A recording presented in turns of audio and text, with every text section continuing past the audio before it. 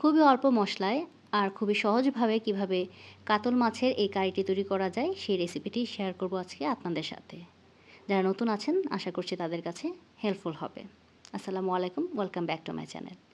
তো এখানে আমি 7 টুকরো কাতল মাছ নিয়েছি আর যা যা লাগবে বড় সাইজের 2টো টমেটো, লাল মরিচ, হলুদের গুঁড়ো, জিরা গুঁড়ো, সামান্য একটু রসুন বাটা, পেঁয়াজ বাটা, স্বাদ মতন লবণ, ফালি করে কিছু কাঁচামরিচ নিয়েছি আর নিয়েছি তেল। তো এখন মাছ ভাজার জন্য আমি এখানে হাফ চা চামচ হলুদের গুঁড়ো, হাফ চা চামচ মরিচের গুঁড়ো আর স্বাদ মতন লবণ দিয়ে মশলাগুলো মাছের সাথে খুব ভালো করে মাখিয়ে নেব।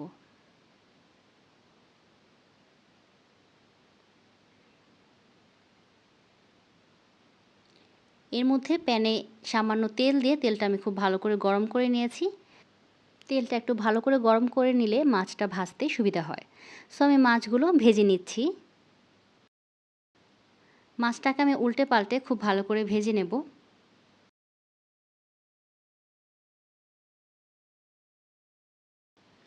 তো মাছটা যখন এরকম লাল লাল করে ভাজা হয়ে যাবে তখন আমি মাছগুলো তুলে ফেলবো।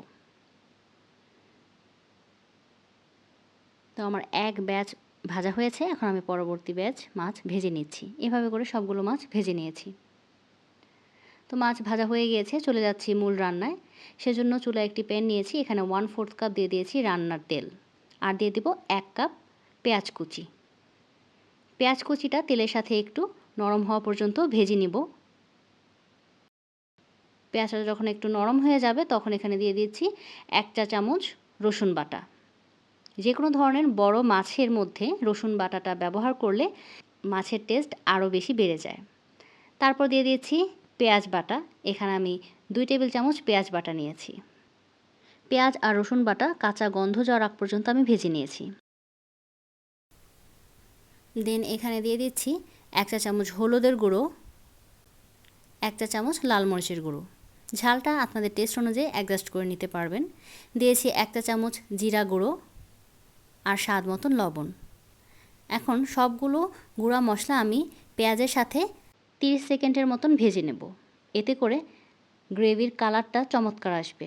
তারপর এখানে অ্যাড করে দিচ্ছি সামান্য একটু পানি। তারপর এখানে আমি অ্যাড করে দেব বড় সাইজের 2টো টমেটো। আমি এখানে একটু বড় বড় করে কেটেছি। এখন টমেটো দিয়ে মশলার সাথে একটু ভালো করে মাখিয়ে একটা ঢাকনা দিয়ে ঢেকে মশলাটা খুব ভালো করে কষানোর জন্য অপেক্ষা করব।